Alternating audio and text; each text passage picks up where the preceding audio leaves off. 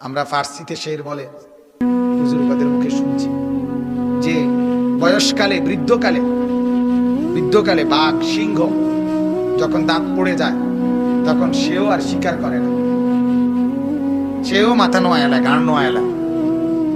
কাজেই যখন শিকার করার টাইম তখন শিকার না করা, ঠিক যে যৌবনকালে গুনাহ করার সবচেয়ে উপযুক্ত টাইম। সব রঙিন লাগে, যৌবনকাল মানে সব রঙিন।